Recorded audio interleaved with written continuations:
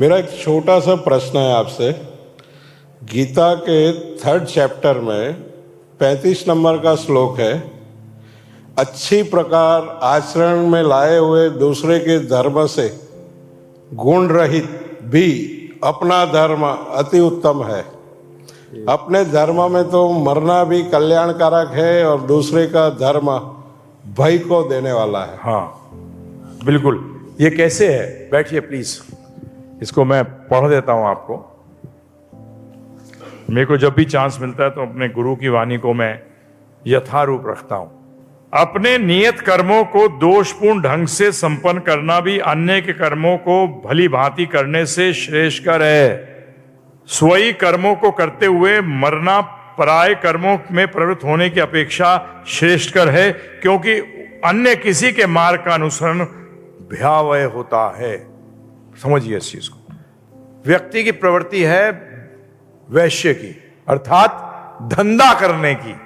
अगर वो धंधा करता है तो प्रॉफिट चार्ज करता है, और प्रॉफिट चार्ज करते हुए वो कस्टमर नहीं देखता कि वो पैसा कम है या ज्यादा है। उस केस के अंदर जिनके पास पैसा कम है उनसे भी वो वही प्रॉफिट चार्ज करता है, तो ये दोष हो गया। परंतु इस दोष का उसको फल प्राप्त नहीं होता। परंतु धंधे की प्रवृत्ति है और वो पुलिस में चला जाता है, वहां जाके क्या करेगा? धंधा करेगा, क्योंकि प्रवृत्ति क्या है? धंधे की। और उस धंधे को कहते हैं घूस, ब्राइब। That is wrong. ये एक छोटा सा उदाहरण दिया है मैंने। ब्राह्मण यज्ञ कराता है अग्नि, यज्ञ, ध्यान रखिएगा, ये जो यज्ञ को आप लोग सिर्फ ये समझते हैं कि जो होम है वो एक प्रकार का यज्ञ है। यज्ञ अनेक प्रकार के हैं, और कलयुग के लिए कीर्तन संकीर्तन यज्ञ बताया गया है।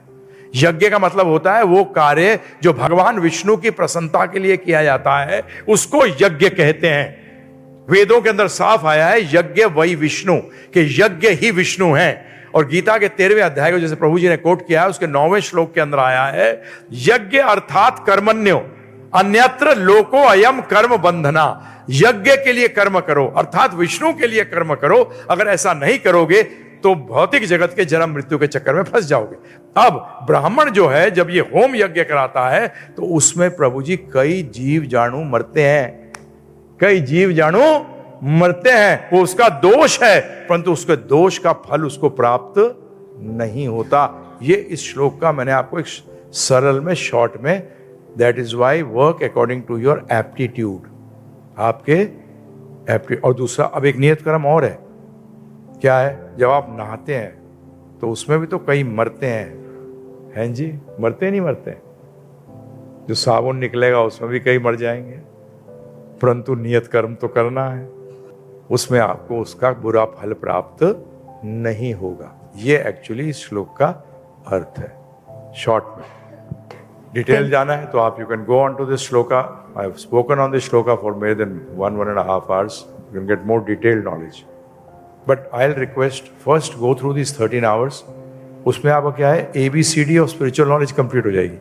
फिर आपको भगवत गीता समझने में, देखिए स्कूल क्यों जाते हैं आप? टेक्स्ट बुक्स तो मार्केट में भी अवेलेबल हैं, किताबों से रटा जाता है, टीचर समझाता है। स्कूल जाते हो तो टीचर क्या करता है? किताब तो बाहर भी है, वो किताब के ज्ञान को समझाता है।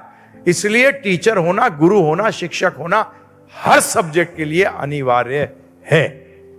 By reading books you can't become a doctor, can you? No. वो आपको एक्सप्लेन करते हैं, इंट्रिकेसीज बताते हैं।